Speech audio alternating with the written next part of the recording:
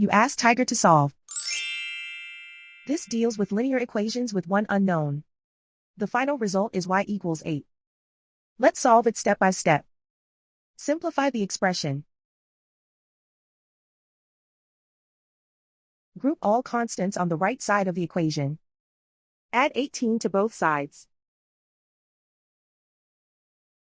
Simplify the arithmetic.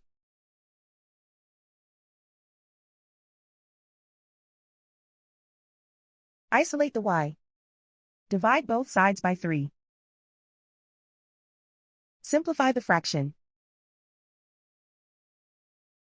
Find the greatest common factor of the numerator and denominator. Factor out and cancel the greatest common factor.